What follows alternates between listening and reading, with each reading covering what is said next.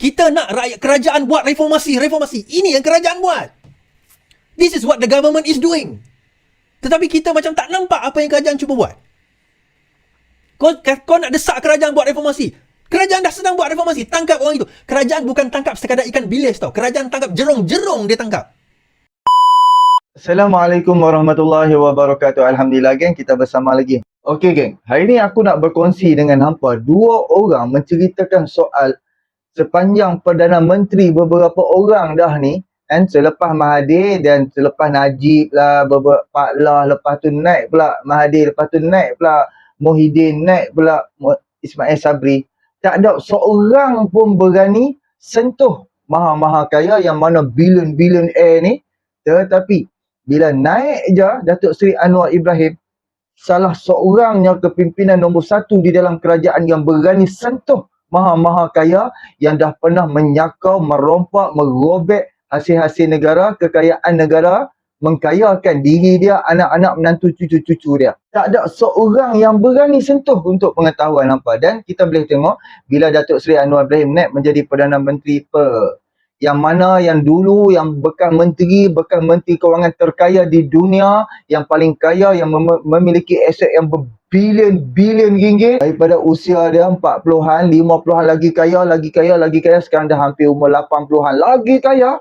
Bila Anwar Ibrahim naik menjadi Perdana Menteri dan Anwar Ibrahim arahkan SPRM siasat, dan SPRM pun pergi cari dia, sudah declare kekayaan dia, declare aset-aset dia, sekarang masuk hospital. Seingat aku tahun 2020 ataupun 2021 dulu, Datuk Seri Anwar Ibrahim pernah keluarkan kenyataan seseorang ni. Kalau Anwar Ibrahim menjadi Perdana Menteri, Anwar Ibrahim dia bercakap waktu tu, dia kata kalau saya menjadi Perdana Menteri, akan ada orang tak boleh tidur malam. Hakikatnya 2024 dah berlaku dah. Baru awal-awal itu Datuk Seri Anwar Ibrahim dah menjadi Perdana Menteri untuk 1 tahun. Memang benar ada orang tak boleh tidur, ada orang gundah gulana, huru-hara, duk fikir macam mana dia nak tumbangkan kerajaan, macam mana dia nak tumbangkan Anwar Ibrahim, malah siap masuk hospital lagi sekarang ni. Sepatutnya minggu lepas dia berada di dalam siasatan SPRM, so dia terpaksa lah tangguhkan, memberi keterangan kepada SPRM kerana masuk hospital. Datuk Seri Anwar Ibrahim pernah kata, kalau saya menjadi Perdana Menteri, Daim tak boleh tidur malam. Memang benarlah sekarang ni siap masuk hospital lagi. So kita boleh tengok isteri dia, anak-anak dia, bukan main lagi cabar SPRM supaya SPRM hapuskan, gugurkan siasatan terhadap Tun Daim ni. Termasuklah Tun Dr. Mahathir. Tun Dr. Mahathir ni aku nak bakti kat apa. Anwar Ibrahim tak usik dia pun. Datuk Seri Anwar Ibrahim hanya berucap, menceritakan kekayaan, penyakauan apa yang dah berlaku di dalam negara. Dia tahulah dia bekas Menteri Kewangan. Dan sekarang ni dia Menteri Kewangan, dia Perdana Menteri. Segala data-data, bukti-bukti ada di hujung jari. Sama ada Anwar Ibrahim duk nak semak balik ataupun dia tak mau semak je. Dan apabila ucapan Datuk Seri Anwar Ibrahim di dalam Kongres 2023, 2022, di dalam Kongres Parti Keadilan Rakyat, Tun Dr. Mahathir dah saman ucapan Datuk Seri Anwar Ibrahim. Tun Dr. Mahathir saman Anwar Ibrahim. So Anwar Ibrahim terpaksalah sertakan bukti. Terpaksalah buktikan kenyataan kata-kata Datuk Seri Anwar Ibrahim itu benar. So apabila Anwar Ibrahim sertakan bukti, so apa yang berlaku? Tun Dr. Mahathir yang korek diri dia sendiri. Dia yang nak Anwar Ibrahim korek soal diri dia, soal kekayaan anak-anak menantu dia. Siapa yang cari masalah? Siapa yang cari pasal? So tak apa. Jom sama-sama aku nak buat dengan hampa, sama-sama kita dengar Iswardi Moni, dan untuk yang kedua Jufazli Sheikh Ahmad, sama-sama kita dengar. Dan mereka menceritakan soal Tun Daim tak boleh tidur, siasatan terhadap maha-maha kaya. Kenapa Perdana Menteri sebelum-sebelum ni mereka tak berani usik pun bekas-bekas menteri-menteri yang kaya-kaya, yang bilion-bilion ni. Kenapa sampai Datuk Seri Anwar Ibrahim berani usik puak-puak ni, berani siasat puak-puak ni. Mana main kekayaan mereka ni. Oh, setelah jadi menteri, lepas jadi menteri dah kaya gila-gila. Why? Kenapa dan mengapa boleh jadi kaya? Alhamdulillah baru-baru ni kerajaan daripada kabinet meluluskan untuk setiap menteri-menteri kabinet ni semua declare aset, semua declare harta. Sebab apa? Kita tak mau selepas jadi menteri dia kaya gila-gila punya. Sebab kita nak keadilan untuk rakyat. Kita tak mau sementara dia jadi menteri dia sakau, dia rompak, dia rampuk kekayaan rakyat, kekayaan negara. Last dia yang kaya, rakyat miskin papa ke dana. So kita tak mau macam tu. Jadi alhamdulillah kerajaan hari ini dan kabinet hari ini berani membuktikan keadilan untuk untuk rakyat supaya tak ada menteri-menteri yang mendapat peluang untuk melakukan rasuah, salah guna kuasa dan rompak kekayaan negara. Jom sama-sama kita dengar apa yang diperkatakan oleh Iswardi Moni dulu. Jom sama-sama. Tuan-tuan, gigih geng-geng pasik-pasik ni nak pergi maki kita dan sebagainya. Baru ni ada orang hantar kan. Raja Petra maki saya, dia kutuk saya, muka saya lah apa dan sebagainya kan. Dia macam ni lah tuan-tuan. Itulah kesan orang yang dah tak ada hujah. Dia kenapa dia marah sangat dengan saya, Raja Petra ni? Okay, saya nak cerita sikit. Dia marah dengan saya sebab dia kantoi tuan-tuan. Okay, saya telah mengantoikan apa orang kata, satu rancangan dia orang untuk nak jatuhkan kerajaan, okay, kantoi. Kedua, plan dia nak memberikan impak negatif, kesan SD, kejatuhan apa semua kepada kerajaan. Saya dan antara lain lah, ramai lagi rakan-rakan yang membantu. Tapi saya antara yang berjaya mematahkan impak negatif. Malah impak negatif, kejatuhan kerajaan itu sebenarnya jatuh dah kepada PN. Diingatkan dengan jatuhnya kerajaan, orang akan benci dengan kerajaan perpaduan ini dan sebagainya. Rupanya tidak tuan-tuan. Yang lagi dibenci adalah kerajaan Paloi Nasional, PN. Kenapa Paloi Nasional dibenci? Sebab mereka ni dah macam orang kata dah terlalu, macam mana nak kata perkataan dia? Terlalu rakus, dah macam orang dah gila isim tuan-tuan, gila isim. Nak sangat ambil alih kerajaan ini. Dan menarik tuan-tuan, apabila mereka sudah mula kepanasan, mereka sudah mula ke kancingan, kekacipan kerana mereka tidak berjaya menjatuhkan kerajaan ini. Dia orang guna hashtag katel dulu tau, kekal tenang. Tapi saya boleh katalah, dia kata kekal tenang. Yang sebenarnya duk gabra dia orang. Kita relax je. Orang yang tak tenang tu guna kekal tenang. Kita kata apa? Madani kekal. Malah baru-baru ni siapa yang nak pergi bawa usul undi percaya atau tidak percaya, dipersilakan. Ni kawan saya ni, orang Sarawak juga, Profesor Azman. Awang Azman. Penganalisis siasatan individu untouchable beri risiko pada kerajaan. Pemerhati politik berpendapat tindakan SPRM menyiasat individu yang untouchable ataupun tidak boleh disentuh akan memberi kesan kepada kerajaan pimpinan Perdana Menteri. Bagi pensyarah akademik pengajian Melayu Universiti Melaya, Dr. Awang Azman Awang Pawi, siasatan terhadap individu tertentu itu pastinya menjadi liku kepada kerajaan. Ia yakni siasatan ini liku yang besar kepada kerajaan, saya kira. Tapi SPRM punya asas untuk menjalankan siasatan. Kalau tidak asas, maka tiada siasatan. Sudah satu, ia akan bawa risiko kepada kerajaan. Mereka akan disesat, pemimpin besar atau tycoon besar, risikonya ada pada kerajaan. Tapi mereka yang disesat tidak perlu bertindak balas jika tidak melakukan kesalahan, kecuali memang melakukan kesalahan. Kita berpegang kepada prinsip tidak bersalah selagi belum dibuktikan bersalah. Siasatan ke atas Daim menjadi tumpuan pemerhati politik. Daim juga merupakan individu yang berpengaruh dilihat sebagai proksi kepada bekas Perdana Menteri Mahathir Mohamad. Malah Daim sendiri mendakwa siasatan dijalankan SPRM terhadapnya merupakan satu penganiayaan politik. Sementara itu, pengendalian politik dan geostrategi Dr. Azmi Hassan pula berpandangan siasatan terhadap individu yang tidak boleh disentuh adalah elok bagi merungkai kebenaran. Ini katanya semasa pentadbiran bekas Perdana Menteri, ada individu tertentu yang tidak boleh disentuh ataupun disesat. Semasa era Dato' Mahathir, banyak tuduhan mengatakan Tun Daim dan keluarganya mengaut keuntungan secara tidak sah, tapi tak pernah dibuktikan. Tun Daim hanya mendiamkan diri. Itu tidak penting hakikatnya. Salah tetap salah jika mengaut keuntungan dengan cara salah, dan SPRM punya tanggungjawab untuk membuktikannya. Okay. Now, komen saya tentang perkara ini tuan-tuan. Kita kena sedar, okay, tahun ini adalah tahun 25 tahun Parti Keadilan sejak ditubuhkan pada tahun 1999. Kan? Tahun ini adalah 25 tahun. Kalau sejak kes peristiwa pemecatan Datuk Seri Anwar Ibrahim, tahun depan adalah 25 tahun lah. Tapi untuk penubuhan Parti Keadilan, tahun ini adalah 25 tahun Parti Keadilan. 1999 2024 25 tahun Parti Keadilan. Now, antara sebab penubuhan Parti Keadilan, siapa yang ingat dahulu, adalah antara lain reformasi terhadap sistem. Sesiapa yang berada pada zaman perjuangan Parti Keadilan, penubuhan sebelumnya 1998, kita menyedari bahawa pada ketika itu Datuk Seri Anwar Ibrahim sudah mula tergugat. Bukan 1998 tu dia dah mula tergugat dah.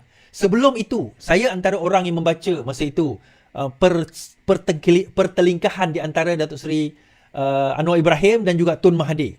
Dikatakan Datuk Seri Anwar Ibrahim ni naik terlalu cepat. Dia ada menegur terutama tentang bail out anak-anak Mahathir. So dia tak puas hati kroni-kroni Mahathir. So Mahathir rasa macam dia tak tak wajar, tak patut perkara itu dilakukan, maka nak dijatuhkan Datuk Seri Anwar Ibrahim. Tuan-tuan kena ingat Tun Mahathir ada 3 orang, kalau tersilap saya ada 3 timbalan pada yang prominent, yang tak prominent, yang 2 prominent lah. 2 sangat prominent. Siapa dia tuan-tuan? Musa hitam Datuk Seri Anwar Ibrahim. Musuh ketat dia seorang lagi, Tengku Razali Hamzah. Tun Mahathir, itu musuh ketat dia. Tengku Razali Hamzah berjaya dikalahkan dengan dia pakai satu tanjak Sabah yang dikatakan ada salib. Okey, kalah. Musa hitam dia berjaya jatuhkan dengan peristiwa memali. Kalah. Datuk Seri Anwar Ibrahim, so dia nak kalahkan macam mana? Datuk Seri Anwar Ibrahim dia nak kalahkan macam mana? Kes rasuah tak ada. Penggunaan salah guna kuasa tak ada. Skandal tak ada. So dia cari dan dia reka cerita pada waktu itu dan kemudian diakui sendiri oleh Tun Mahathir, iaitu liwat. Kenapa liwat, tuan-tuan? Okay. Kenapa cerita liwat? Kenapa liwat dibawa? Dia nak letakkan apa orang kata skandal-skandal rasuah dan sebagainya, tak boleh. Jadi dia kena-kenakan kepada satu skandal yang melibatkan seks. Okey, di negara kita, seks melibatkan antara lelaki dan wanita di luar perkahwinan itu bukan satu kesalahan undang-undang. Dia satu kesalahan syariah, tapi bukan undang-undang. Namun begitu, liwat itu adalah satu kesalahan undang-undang jenayah. 20 tahun penjara dan sebatan. Jadi macam mana cara kita nak kenakan Datuk Seri Anwar Ibrahim ini? Macam mana cara? So, bagaimana cara dilakukan pada tahun 90, 97, 98, 97 especially, conveniently, driver kepada Wan Azizah mengaku bahawa beliau diliwat di satu villa bernama Villa Trivoli. Conveniently, tiba-tiba dia kata, saya telah dilewat. Tetapi tuan-tuan, dia ada satu buku yang dikeluarkan. Kalau tersalah, 50 dalil kenapa Anwar tidak boleh menjadi Perdana Menteri. Atau Timbalan Perdana Menteri. Pada masa itu dikeluarkan. Dan disebarkan di Perhimpunan Agung UMNO pada tahun 1997. 50 dalil. Dan antara yang membenarkan kononnya cerita dalil itu adalah Umi Hafidah. So, di dalam dalil itu dikatakanlah dia main isteri orang, kacau isteri orang, isteri Azmin Ali lah. Kemudian dia kata dia ada kekasih ini, kekasih itu. Kemudian dia ada skandal liwat dengan Sukma. Kemudian pemain tenis dia. Last sekali semua ni Sukma kata, mula-mula dia mengaku, lepas tu dia kata tak ada. Pemain tenis Nala Kurapan, saya tengok nama dia. Mula-mula dia kata ada sebab polis suruh mengaku, lepas tu dia kata tak ada. Sebab masing-masing kata memang tak ada, tapi polis paksa je. Paksa dia orang suruh mengaku. So akhirnya yang stick adalah siapa tuan-tuan? Yang stick adalah Azizan. Tetapi Azizan macam juga cerita Saiful, mula-mula dia kata bahawa saya dipaksa. Sebab dipaksa dan rela adalah 2 section yang berbeza di bawah Kanun Keseksaan 377B dan juga 377C kalau tidak silap saya. Now, kenapa dia kata dia dipaksa? Sebab teruk sangatlah, sebab dia bukan GAY. Dia bukannya luar tabi'i, tapi dia terpaksa mengaku dia luar tabi'i. So untuk mengelakkan supaya dia tak malu, dia katalah dia dipaksa. Tetapi apa orang kata, konspirator ni tak puas hati, dipaksa tak boleh, kena rela juga. So akhirnya dia mengaku rela, dia charge di bawah rela B, tetapi dia tak didakwa kerana dikatakan dia adalah pengandu. Mula-mula kata Villa Trivoli tu ada tarikh sekian. Bila dikontes kata tarikh sekian itu tengah apa orang kata tengah renovation, tukar tarikh. Lepas tu bila dah tukar tarikh, okey, teruskan dengan tarikh itu. Dia tak ingat pun tarikh tu bila, tuan-tuan. So bila dah tukar tarikh, trial, mahkamah mendapati akhirnya di Mahkamah Persekutuan, liwat itu tidak berlaku. Datuk Seri Anwar Ibrahim didapati tidak bersalah. Naiknya, tuan-tuan, 98 sampai 2004. 6 tahun. Dia ada satu lagi kes salah guna kuasa. 6 tahun dia kena penjara. Maksimum dia kena penjara. Dan sebaik saja dia dijatuhkan hukuman section mengenai hukuman tersebut dihapuskan. Dikatakan dia salah guna kuasa. Salah guna kuasa kat sini bukan rasuah. Ini ramai orang tak faham. Dia dipenjara 6 tahun bukan sebab dia rasuah. Bukan sebab dia salah guna kuasa memanipulasi. Pada masa itu Umi Hafidah dibawa untuk disoal siasat. Kemudian dia kata pada polis, saya tak tahu polis ni macam mana kan. So sebagai Timbalan Perdana Menteri, dia kata pada ketua polis, bukan ketua polis negara, ketua polis KL pada waktu itu dia kata, hati-hati, maksudnya jangan lebih-lebih gertak-gertak saja. Itu perkataan dia. Sebab dia tahu polis ni macam mana. Perkataan gertak-gertak saja itu Datuk Seri Anwar Ibrahim masuk penjara 6 tahun. Bukan rasuah, bukan salah guna kuasa, bukan curi duit rakyat, tak ada, tuan-tuan. Okay? Tak ada. Now, Balik masuk kepada tahun 2013, kena lagi. Atas liwat lagi. Tuan-tuan tahu kenapa? Tuan-tuan tengok Man on the Run, tuan-tuan akan nampak. Man on the Run itu adalah kisah Datuk Seri Najib Tun Razak ditangkap berkenaan pendedahan tentang kes 1MDB. Pendedahan yang dibuat oleh Datuk Seri Anwar Ibrahim terhadap 1MDB berlaku pada tahun 2011. Beliau dituduh pada tahun 2008, 2011 beliau dedahkan, 2013 terus didapati bersalah. Express kes tersebut. Sedangkan kes liwat kedua yang 2008, Mahkamah Tinggi mendapati Datuk Seri Anwar Ibrahim tidak bersalah. Kenapa? Kata Mahkamah Tinggi, chain of custody. Bukti tersebut didapati ada putus. Ada putus. Kenapa saya cerita putus, tuan-tuan?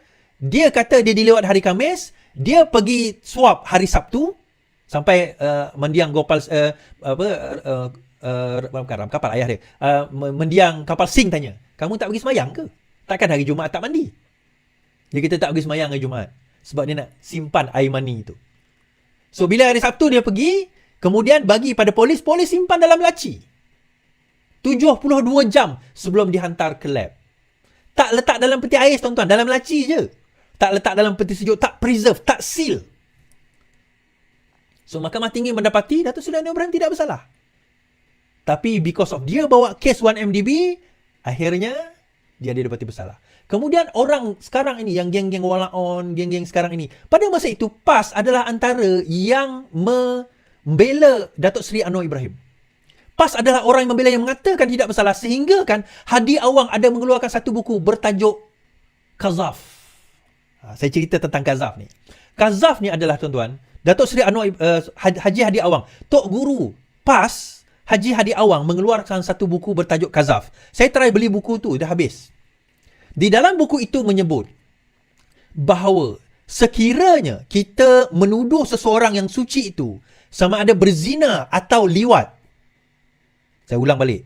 Kalau kita sebagai orang Islam menuduh seseorang itu yang suci itu sama ada zina atau liwat, termasuk perkataan liwat ke pelantar ke sewaktu dengannya, seolah kita mengindikasikan bahawa dia telah melakukan zina dan liwat tersebut tanpa membawa saksi yang sah, maka kita telah melakukan kazaf. Hukumnya kita fasik. Kalau kita seorang ayah, kita tidak boleh menjadi wali kepada anak perempuan kita kerana kita adalah wali fasik.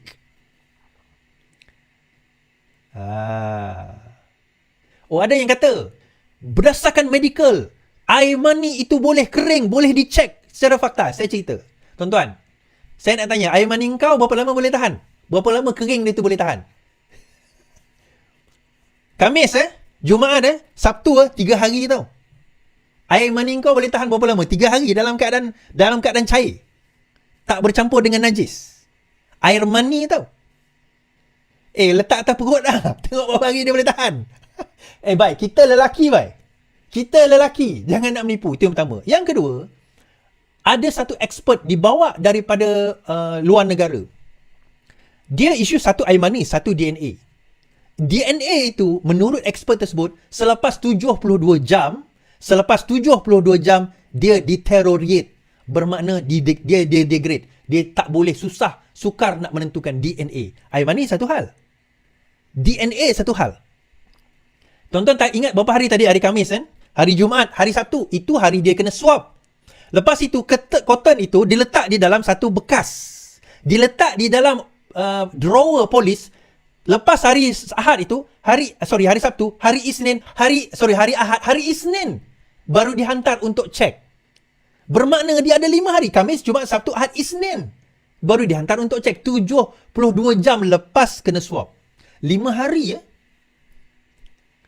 Ui, power air mani dia ni, power DNA dia ni. Lepas 5 hari masih ada, boleh detect lagi.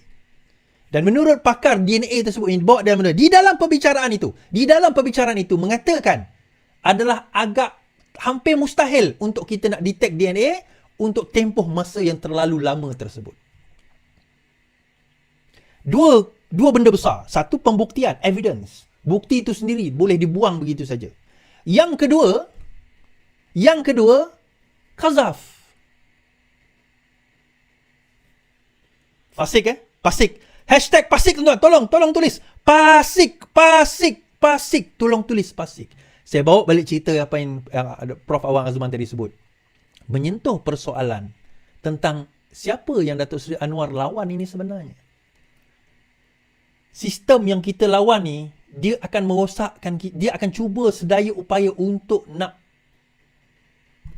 mengenakan kita. Tonton tengok Case 1MDB di dalam Man on the Run tu. Tonton tahu Kevin Morais yang kena simen. DPP, pendakwa raya yang kena simen. Kena bunuh sebab dia yang sediakan Case 1MDB. Saya tak cerita lagi berkenaan dengan bekas pengarah Biro Khas. Apa nama panggil? Biro dia yang menyiasat kes SRC. Dia cerita pada saya, dia dapat peluru hidup. Orang hantar dia peluru hidup. Dia start siasat SRC tahun 2015. Dan kes itu Najib didapati bersalah dan dipenjarakan 12 tahun. Dia adalah pengarah yang menyiasat kes itu. Dan dia terima peluru hidup. Dia terima ugutan bunuh, tuan-tuan. Pada masa 2015 dia menyiasat kes itu. Nah, bila rakyat bercerita tentang Anwar Ibrahim tak buat reformasi, sekarang ini kita tengah melakukannya. That's why saya kata, setahun itu kena cari bukti dahulu. Ada orang tulis tahun lepas reformasi itu tidak berlaku. Kau baru 6 bulan jadi kerajaan, kau nak cerita reformasi. Kita takut, kita tangkap dia, tak cukup bukti, dia terlepas begitu saja. Kita boleh cas sekali. Kita tak boleh cas orang di atas pertuduhan yang sama, di atas section yang sama 2 kali kerana tak cukup bukti. Tak boleh. Kita kena cukupkan bukti dahulu, baru kita boleh charge. Ini pun masih lagi nak gali lagi bukti untuk kita nak form evidence nak pergi charge dia. Bila kita bercakap soal reformasi ini yang kita maksudkan. Ini yang kita maksudkan. Ada orang tanya, kenapa tak dakwa lagi Mahathir Is? Tak ada kes ke? Itu saya kata. Kelicikan dia orang ini adalah, dia bukan macam kes Najib. Duit masuk dalam akaun bank sendiri.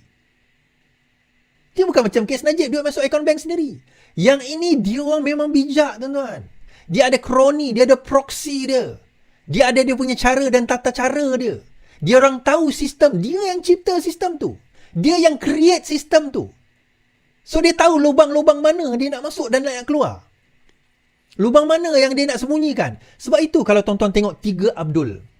Cerita Tiga Abdul tu adalah satu satira. Yang apa orang kata? P. Ramlee buat. Ini pandangan saya lah. P. Ramlee buat pada waktu itu adalah untuk mengkritik politik Melayu. Tuan-tuan tengok muka tiga Abdul tu, cara dia pakai songkok. Macam orang UMNO pakai songkok. Tuan-tuan tengok Abdul Wahab, muka dia macam Tunku Abdul Rahman. Abdul Wahid macam tu Razak. Abdul Wahab dia tak macam siapa-siapa. Sebab dua pemimpin pada waktu itu atas kritikan sosial apa? Harta Ismet Ulam Raja di luar negara. Pada waktu itu pun dah ada cerita-cerita dan ura-ura berkenaan dengan harta Ismet di dalam negara dan harta Ismet di luar negara. Tuan, kita sekarang ini, bila tahun 2024 ini, kita dah bermula, bak kata Prof tadilah, Dr. Prof Awang Azman tadi, bermain dengan, kita sekarang ini kita nak pergi berdiri melawan sistem yang kita tahu akan, seriously tuan-tuan, yang akan cuba sedaya upaya untuk memastikan usaha itu gagal. Termasuk menjatuhkan kerajaan ini. Dia akan bayar, dia akan fund, dia akan donate duit. Sebab itu, kenapa Raja Petra bengang dengan saya? Sebab saya dedahkan tentang ada dana yang disalurkan untuk nak jatuhkan kerajaan ini. They are willing to do anything, including nak bayar sesiapa untuk memastikan bahawa kes-kes ini tidak berlaku. Kes-kes ini tidak didedahkan. Ini yang berlaku sekarang ini. Kita nak rakyat kerajaan buat reformasi. Ini yang kerajaan buat. This is what the government is doing. Tetapi kita macam tak nampak apa yang kerajaan cuba buat. Kau nak desak kerajaan buat reformasi. Kerajaan dah sedang buat reformasi. Tangkap orang itu. Kerajaan bukan tangkap sekadar ikan bilis tau. Kerajaan tangkap jerung-jerung dia tangkap. Dan risiko dia langkah Dubai. Bukan langkah Dubai. Saya tak kata tak ada langkah Dubai. Duit dana yang dibawa masuk. Nak pergi rasuahkan apa orang kata ahli parlimen supaya melompat. Benda itu yang Tuan-tuan ingat kartel ayam, harga makan ayam. Itu kartel harga makanan ayam. Zaman PN memerintah, dia tak berjaya selesaikan pun kartel makanan ayam ni. Sampai dia kena buat apa? Pasukan jihad harga barang pun tak berjaya. Mak Sabu relax je. Pom, settle masalah telur. Settle masalah harga ayam. Terus pergi denda dia orang 400 juta. Aku nak tengok lepas ni berani tak berani kartel-kartel ni. Bengang tak dia orang kau? Of course dia orang bengang. Adakah dia akan melakukan sesuatu? Of course dia akan melakukan sesuatu. Soalannya, berjaya atau tidak? Panjang saya nak cerita tu, tuan-tuan. Jadi kita tengok bagaimana semua usaha ini sebenarnya tujuan dia apa? Daripada Datuk Seri Anwar Ibrahim ditangkap dahulu, kita tengok reformasi, dituduh liwat dan sebagainya. Kes-kes itu adalah tujuan utama dia. Nak menutup mulut Datuk Seri Anwar Ibrahim dengan harapan bahawa dia dah cukuplah Anwar. Kau dah masuk penjara, tak payah lagi nak buat reformasi. Tak payah lagi nak lawan dengan sistem ni, tak payah. Anwar dia dah lawan sistem sejak 60-an, tuan-tuan. Sampai sekarang 2024, tuan-tuan kira, yang lahir 60 pun dah pencen dah sekarang ni. Dia masih lagi nak tegakkan kebenaran itu. Dan setelah puluhan tahun, dia dah menjadi Perdana Menteri, kerja dia baru bermula. Bukan berakhir. Ini baru permulaan ni. Yang duduk lawan selama ini, sekarang ini dia baru bermula. So, macam mana kita nak bantu Is? Pastikan kerajaan ini kekal. Itu je. Jangan bagi dia orang semua untuk nak ambil alih kerajaan ini, kita kata. Kalau tak, sia-sia usaha kita. Serius cakap. Tuan-tuan, kalau kerajaan ini diambil alih daripada tangan Datuk Seri Anwar Ibrahim dalam tempoh masa sekarang ini, kita maksudnya kita dah langkah 10 tahun ke belakang lah. That's it lah. No hope for this country anymore kalau benda tu berlaku. Dan ini yang saya nak tunjuk ni. Ni sekarang ni. Kebakaran rumah Ngeh, lelaki ditahan negatif dadah, kata polis. Lelaki ditahan kerana disyaki melakukan khianat api di kediaman ahli parlimen Beruas, disahkan negatif. Maksudnya dia tak ambil dadah. Ketua Polis Perak, Datuk Muhammad Yusri, ketika diumumi berkata keputusan itu diperolehi hasil saringan air kencing. Pada Jumaat lalu, Muhammad Yusri berkata lelaki itu ditahan di kawasan Shah Alam kira-kira 4 pagi dan direman sehingga Selasa. Dia berkata polis turut merampas 2 tribut bimbit dalam tangkapan tersebut dan semakan mendapati lelaki itu tidak mempunyai jenayah lampau. Semalam Muhammad Yusri mengesahkan lelaki itu bukan ahli mana-mana parti politik dan polis masih menyiasat motif kejadian. Dalam kejadian awal pagi, rumah Ngeh dilaporkan dilontar dengan molotov koktail menyebabkan kebakaran yang musnahkan kereta miliknya. Tuan-tuan, dia memang bukan ahli mana-mana parti. Bodoh lah kalau dia nak letak ahli parti untuk nak pergi baling bom api tu. Macam juga kes yang pergi bakar kereta Mufti Perlis tu. Siapa namanya? Mel Mai. Apa nama lelaki tu, budak tu. Yang tomoy tu. Dia kata dia dibayar. Dia disuruh, dia dibayar. Itu satu. Mungkin ni tak dibayar. Tetapi siapa, mungkin dia dibayar, kita tak tahu. Polis yang akan lebih tahu nantilah. Tapi siapa yang boleh menafikan bahawa kalau itu berlaku atas sebab dan keadaan di mana dia api, kita tak kata PN yang buat, tetapi siapa yang berani jamin bahawa itu bukan tindakan kerana dia termakan hasutan yang dibuat oleh PN, yang dibuat oleh PAS. Kalau pun dia bertindak seorang lah, maksudnya bukan orang yang mengupah dia. Sebab kalau dicek dadah, dia tak ada, dia negatif dadah. Kalau betul dia buat lah, mungkin bukan dia yang buat. Kita kena put that into perspective juga. Tapi kalau betul dia buat, siapa kita untuk mengatakan bahawa bukan kerana apa yang dibuat oleh PAS menyebabkan dia rasa begitu. Menyebabkan dia rasa marah. Dia rasa macam perlu dia melakukan so-called jihad. Dia kena bakar rumah orang ini. Padahal ini adalah persoalan prosedur. Tak betul, kita kata betul. Salah, kita kata salah. Dia tak ada kena mengena dengan agama. Itu prosedur di dalam di dalam pengurusan hal ehwal syariah ataupun undang-undang syariah Islam di negeri Selangor. Itu adalah prosedural. Tak ada kena mengena dengan agama. Ngeh bukan cerita tentang Al-Quran, bukan mengkritik hadis dan sebagainya atau Nabi Muhammad, bukan. Tetapi benda ini dimainkan oleh geng-geng PN, terutama PAS, sehingga nampak macam inilah agama. Dan ketaksuban itu boleh membawa kepada, orang kata, ketaksuban itu boleh membawa kepada sifat berlebih-lebihan. Sehingga merasakan apa yang dibuat itu adalah betul. Nasib baiklah jiran tu kejutkan dia. Kalau merebak sehingga membakar dan membunuh mereka, Sekarang ini dia disesat, mungkin akan disesat di bawah Seksyen 307 Kanun Kesesaan, cubaan membunuh yang boleh membawa penjara sehingga 10 tahun dan juga atau denda. Mungkin kata siasatan belum dibuka lagi. Tetapi saya nak kata bahawa this is what we are facing. Inilah keadaan yang kita sekarang ini hadapi. Inilah yang kita nak kena jawab, tuan-tuan.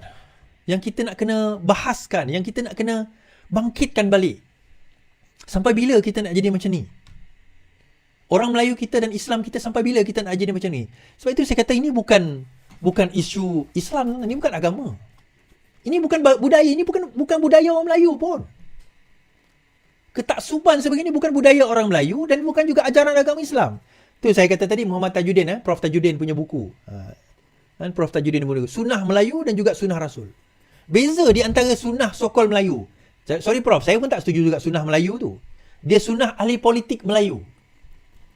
Melayu pun tak ajar macam tu juga. Dia sunnah ahli politik Melayu. So digunakan elemen Melayu, digunakan elemen agama. So mereka yang jahil tentang perkara itu, dia kata, oh inilah agama.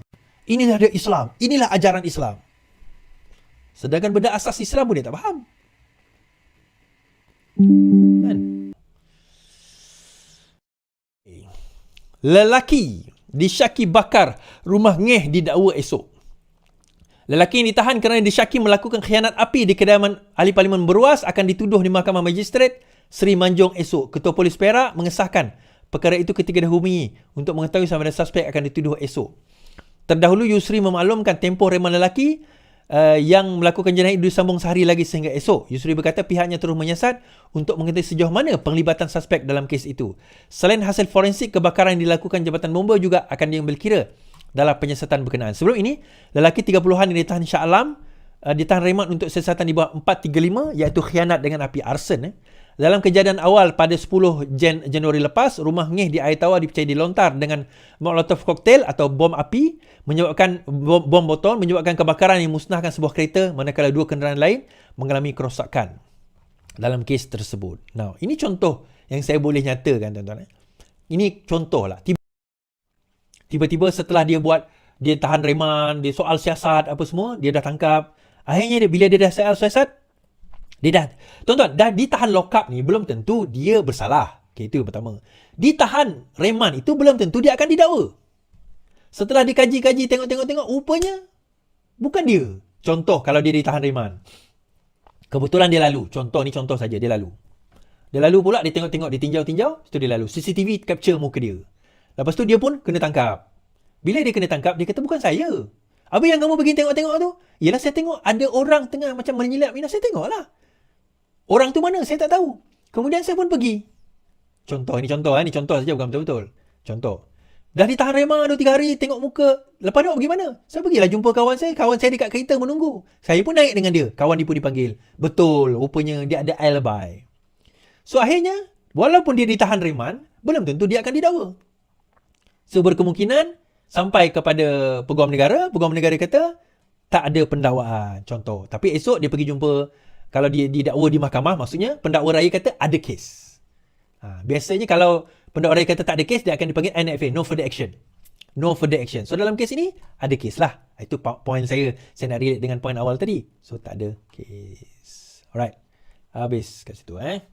Alhamdulillah, geng. Kita dah bersama dengan Iswadi. Kita harapkan inilah perjalanan Datuk Seri Anwar Ibrahim, perjalanan sebelum dipecat, dan tempoh sebelum dipecat tu pun dia dah ada selisih faham dah dengan Tun Dr. Mahathir. Kan, kalau hampa tengok filem Anwar The Untold Story, hampa boleh tengok cara mana perjalanan orang-orang sekeliling Datuk Seri Anwar Ibrahim, yang cucuk Anwar Ibrahim, yang hentam Anwar Ibrahim, dan bawalah laporan kepada Tun Dr. Mahathir. Kan, ini last kali depa lah puak-puak ni lah yang duk cucuk supaya Tun Dr. Mahathir pecat Datuk Seri Anwar Ibrahim. Jadi inilah sebab bahawa salah satunya yang paling Datuk Seri Anwar Ibrahim duk tak bersetuju, bill out kepada anak dia. Kan, bill out kepada anak Perdana Menteri disebabkan bapa sebagai Perdana Menteri, syarikat anak rugi berbilion-bilion. So sebagai bapa ni mempunyai kekuasaan, ambil duit negara, ambil duit rakyat, pergi bantu syarikat anak dia. Sebab tu sampai sekarang anak boleh jadi billionaire, babe. anak boleh kaya gila-gila punya Habib. Dan orang kroni dia ni semua kaya-kaya. Adakah hampa tolong listkan dekat aku dekat komen siapakah kroni Mahathir yang miskin papa kedana? Adakah? Ataupun semuanya hidup kemewahan hebat gila-gilanya, bekas menteri, boleh ada helikopter, boleh ada kekayaan berbilion ringgit dan mati.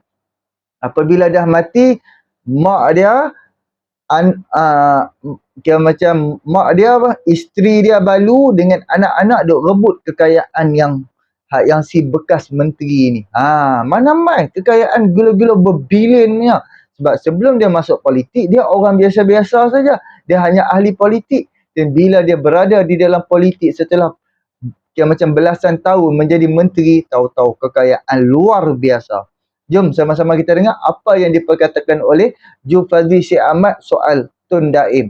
Menggelabah habis-habis. Jom sama-sama kita dengar pula. Breaking news. Berita paling hot. Tun Chocolate bersama isteri ketiga dan anak beranak penyamunnya memohon kekebalan undang-undang daripada Mahkamah Malaysia secara rasmi hari ini.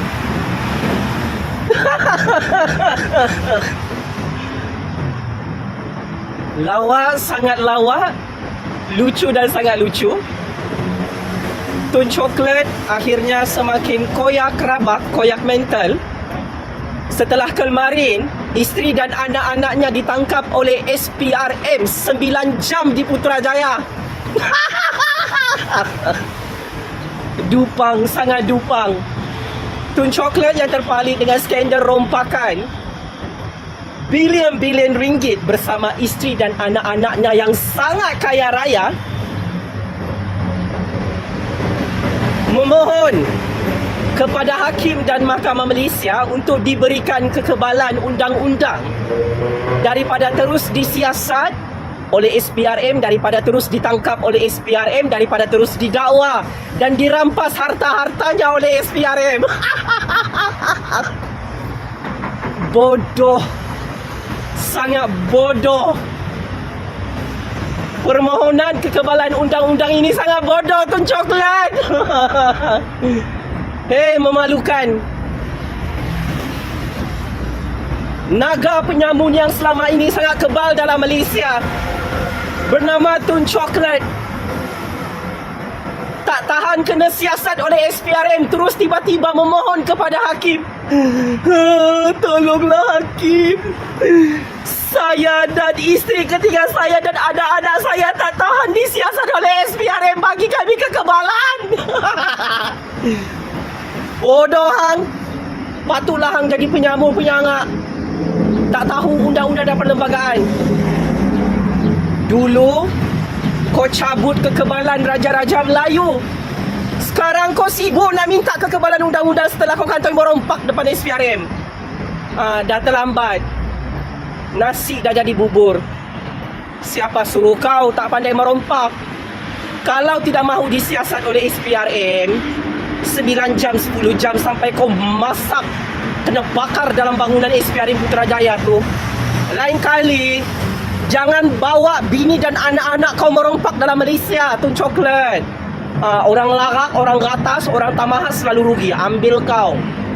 Saya ingin katakan, Tun Chocolate semakin kelang kabut, semakin huru-hara dengan isteri ketiganya dan anak-anak penyamunnya setelah digasak habis-habisan oleh SPRM kemarin.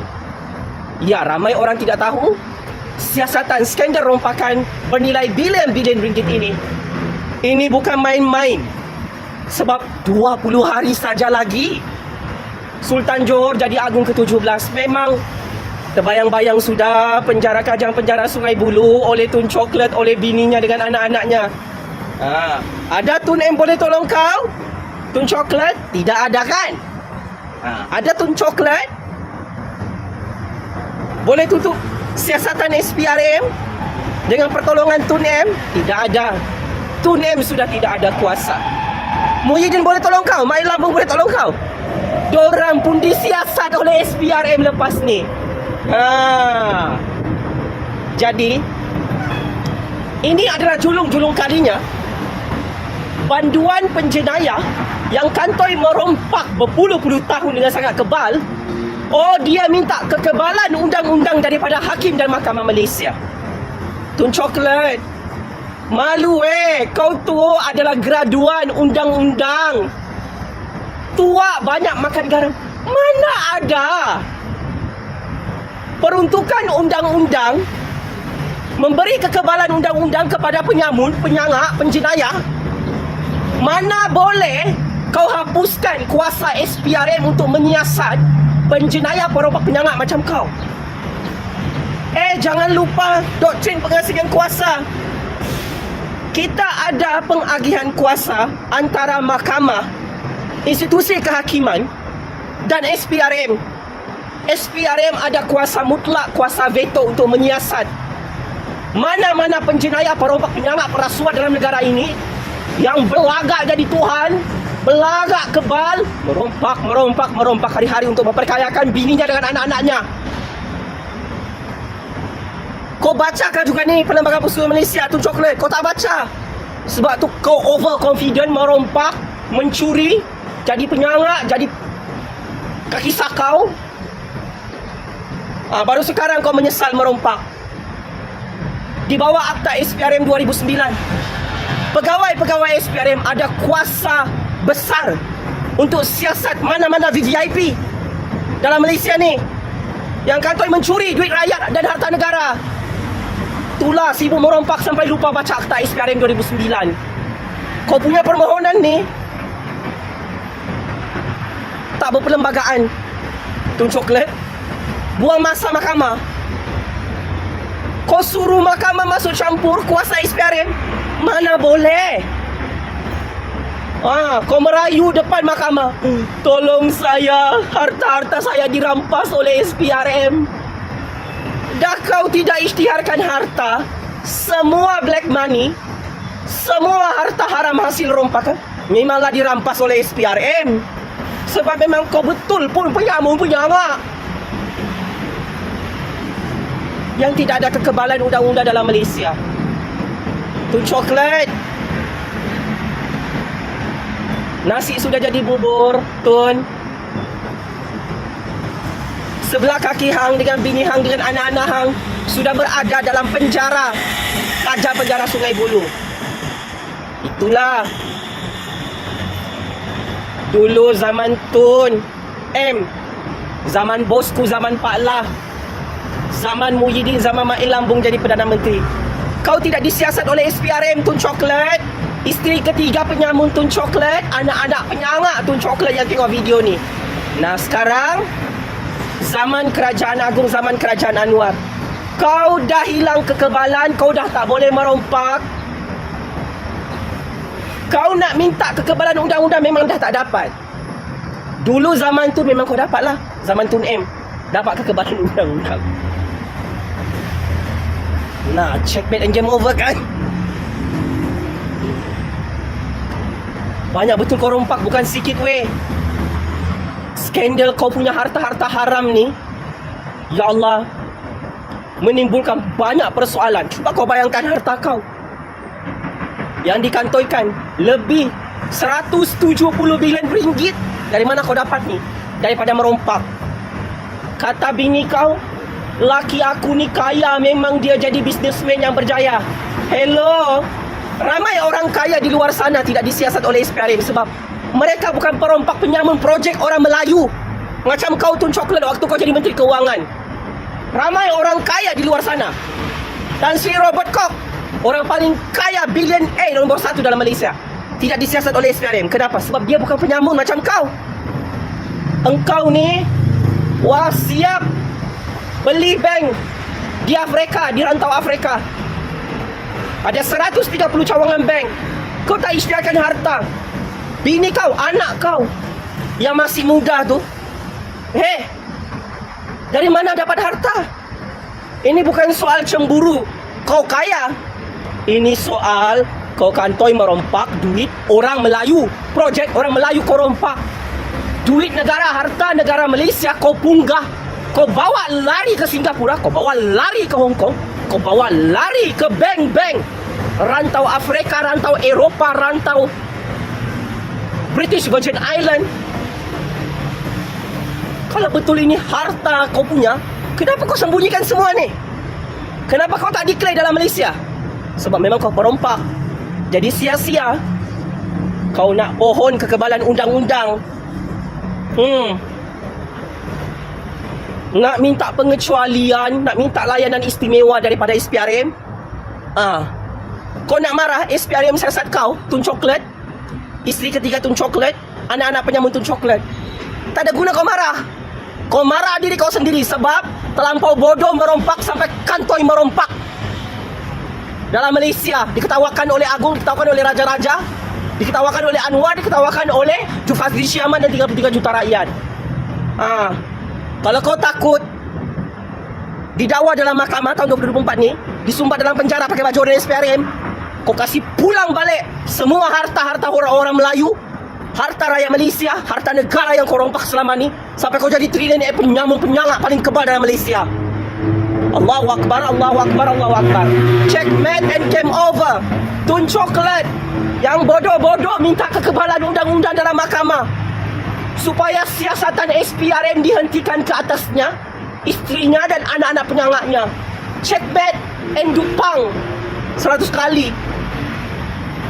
Tun Coklat yang bodoh-bodoh takut didakwa dalam mahkamah sampai minta kekebalan undang-undang dalam mahkamah Malaysia. Kau ingat mahkamah negara kami ni, mak bapak datuk nenek moyang kau pujakan, Tun Coklat penyangak, setan kau. Game over. Penjarakan penjara Sungai Buloh, kirim salam merindu sama kau. Pemimpin iblis, penyambung penyangak, pemimpin dajjal, setan, lanatullah. Daulat tuanku yang di-Pertuan Agong, daulat tuanku Raja-Raja Melayu, tabik spring SPRM dan Kerajaan Anwar. Kerana kasih hancur Tun Coklat, bininya dengan anak-anak penyangaknya ni, yang belagak kebal, belagak kaya, hasil merompak harta negara dan harta rakyat Malaysia. Terima kasih. Okey geng, Alhamdulillah kita ada bersama dengan Joe Fazli. And cuba tengoklah Joe Fazli ni pun, walaupun dia pun menambah-nambah macam-macam, tapi pemikiran dia dengan perkongsian dia masuk akal. Betapa kayanya orang, dan tak ada Perdana Menteri pun yang berani usik dia selama ni. Hanya Anwar Ibrahim yang berani usik, sehingga kita boleh tengok anak-anak dia, isteri yang ketiga dia menggelupur, boleh pergi cabang SPRM terus. Kalau betul-betul lah kan, Tun Daim ni dia tak merompak, dia tak ambil apa-apa aset negara, harta-harta negara sewaktu dia menjadi Menteri Kewangan, sekarang dia tak menggelupur geng. Dia tak akan menggelupur punya. Dia akan relax apa yang diperintahkan oleh SPRM, dia akan ikut saja. Tapi dah 5 kali dia tangguh untuk pengisytiharan, untuk isytihar harta dia. Kenapa sampai 5 kali dia tangguh? Cuba hangpa fikir, kenapa sampai 5 kali dia tangguh sehingga SPRM pergi sita menara Ilham tu, barulah terhegeh-hegeh nak pergi jumpa SPRM. Mereka duk buat lah macam Mahathir dan pimpinan yang macam pimpinan sebelum ni. Mereka duk buat, mereka Perdana Menteri ataupun mereka bekas menteri, bekas Perdana Menteri, kekuasaan segalanya ada di tangan mereka. Padahal disebabkan orang-orang mereka je yang naik menjadi orang-orang mereka yang menggantikan jawatan tu, sebab itulah mereka rasa mereka kuat. Tapi apabila bukan orang yang sekutu dengan mereka, bukannya orang yang betul-betul segerombolan yang melakukan perbuatan mereka, sekarang ni kita boleh tengok sebab Anwar Ibrahim bukan orang sekutu dengan mereka. Anwar Ibrahim bukan orang yang jenis merompak, menyakau, mengkayakan anak-anak isteri macam mereka. Berbeza. Kita boleh tengok kekayaan anak-anak Mahathir, kroni-kroni Mahathir yang duk makan projek bilion-bilion di zaman Mahathir, sehinggalah zaman Najib, zaman-zaman ni disebabkan salah satunya Mahathir lawan dengan Najib. Sebab apa? Sebab Najib sailang habis orang-orang Mahathir, sailang habis kroni-kroni Mahathir. Sebab tu dia pada mati akal mengadu dekat Mahathir. Sebab tu Mahathir terpaksa buat satu gerakan menumbangkan Najib. Bukannya semata-mata 1FDB, bukan semata-mata GST kepada, tapi disebabkan Najib ni sailang habis Mahathir. Bodyguard Mahathir pun Najib tarik. Driver untuk untuk Mahathir pun Najib tarik kan. Jadi bila dia sailang habis semua, sebab tu Mahathir buat satu gerakan bersama dengan Pakatan Harapan hari itu menjatuhkan Najib. Sekarang ni nasib baik Anwar Ibrahim tak buat macam Najib buat. Nasib baik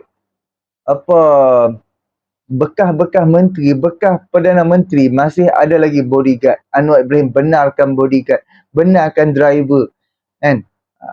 Tapi mereka masih mencabar lagi. Mereka masih nak menumakan Anwar lagi. Mereka masih menggelabah disebabkan kesalahan yang pernah mereka lakukan. Kesalahan yang pernah mereka buat mengkayakan anak-anak menantu. Kita fikir logik lah. Najib cara Najib. Mahathir cara Mahathir. Sehingga kan 3 orang anak dia jadi billionaire. Apabila ke dalam Malaysia ni lubuk-lubuk mana pun semua ada resort anak-anak dia punya. Pak Lah cara, kalau Pak Lah aku tak tahu sangat lah. Pak Lah sebab kita tak dengar pun Pak Lah, sebab Pak Lah pun dalam masa tempoh berapa tahun je kan. Kita tengok Muhyiddin Yassin kan, kenapa menantu dia sampai lah takut nak balik Malaysia dan malah duduk menyerok di luar negara lagi, mungkin menyerok di dalam kelapa sawit lah kot kan. Mesti dia ada satu rahsia depa ni yang mengakibatkan depa ni takut kan, takut disiasat, takut disita. Naik pula Ismail Sabri. Ismail Sabri pun kita ada dengar juga, tapi belum lagi. Hanya sekarang ni Ismail Sabri dia hanya terpalit dengan 700 juta ringgit iklan yang dibelanjakan zaman Muhyiddin dan juga zaman Ismail Sabri. Minggu lepas SPRM dah panggil Ismail Sabri untuk bagi keterangan soal iklan, tapi Ismail Sabri dia tak apa banyak, 150 juta aja. Total semua perbelanjaan untuk iklan di bawah 33 bulan Perikatan Nasional 700 juta ringgit. 500 juta ringgit di bawah Muhyiddin Yassin di zaman pandemik 17 bulan. Dan disambung oleh Ismail Sabri, dan di antara 700 juta ringgit tu ada baki 50 juta ringgit dan dikekalkan kerajaan hari ini menggunakan baki 50 juta ringgit. So atas fahaman kita matematik, 500 juta zaman Muhyiddin, 150 juta zaman Ismail Sabri, dan selebihnya lagi 50 juta tu zaman hari ni. Sebab syarikat tu dia dah dapat projek tu dah. Jadi itu daripada segi iklan. Belum daripada segi jana wibawa, projek itu, projek ini, duit, tiba-tiba duit masuk ke dalam akaun Parti Bersatu. Hampa bayangkan, Parti Bersatu baru duduk di dalam kerajaan kurang daripada 5 tahun, duit dalam akaun boleh ada 300 juta ringgit. Gila tak gila? Tengok detail hak statement bank siapa yang masukkan. Syarikat ni, syarikat itu, syarikat ini. Apakah penyebab yang syarikat tu boleh masuk ke dalam akaun parti dia? Sebab tu kalau kita perasan kan, siapa yang menjadi Perdana Menteri, semua nak kau kekayaan, semua nak kau kenikmatan, semua nak kau supaya mereka ni lepas mereka jadi menteri, mereka terus kaya dan terus kaya. Itulah mentaliti daripada zaman Mahathir sehinggalah zaman Ismail Sabri. Sehingga kan kita dengar perjanjian untuk Muhyiddin menyokong Ismail Sabri sebagai Perdana Menteri. Mukhlis Mahathir sendiri bongkar tau. Kan? Mukhlis cakap Muhyiddin Yassin minta separuh peruntukan Perdana Menteri kepada Ismail Sabri untuk Muhyiddin Yassin. Kan? Katanya 14 bilion untuk Perdana Menteri untuk untuk setahun kan, untuk satu penggal, lebih kurang macam tu kan. 14 bilion untuk Perdana Menteri, separuh untuk Muhyiddin Yassin, disebabkan Muhyiddin Yassin bersetuju mengangkat Ismail Sabri sebagai Perdana Menteri. 7 bilion ringgit untuk Muhyiddin Yassin. Sekarang ni kita belum lagi lah, SPRM belum kemukakan bukti, belum, tak tahulah, belum ada siasatan ke apa, belum. Tapi itulah yang diperkatakan oleh Mukhlis Mahathir, anak kepada Mahathir. Jadi ya kan, kita boleh tengok macam Ju Fazli tadi cakap kan, oh dia berasa siapa bekas menteri, bekas menteri kewangan, bekas Perdana Menteri, dia macam dia berasa dia kebal. Macam dia rasa dia ni boleh pegang segalanya, perlembagaan segala maknanya undang-undang di bawah dia. Jadi orang macam ni dia tak lama. Sekarang ni dia pada tengah menggelabah, anak-anak Mahathir sedang menggelabah, takut apabila SPRM dah masuk siasat, SPRM dah mula sita, segala bisnes mereka akan terhenti. Kan? Bisnes apa? Bisnes apa yang sedang berjalan sekarang ni. Aset, kekayaan, rumah-rumah, tahu-tahu bangunan resort hak Marina Mahathir ni, semua kena beku, habis pening mereka. Jadi itulah yang mereka sedang menggelabah sekarang ni. Okey geng, kita jumpa untuk video yang akan datang. Boleh tolong subscribe, like, komen dan share. Jangan takut, jangan gundah gulana, kita nantikan apa laporan daripada SPRM. Terima kasih banyak. Assalamualaikum.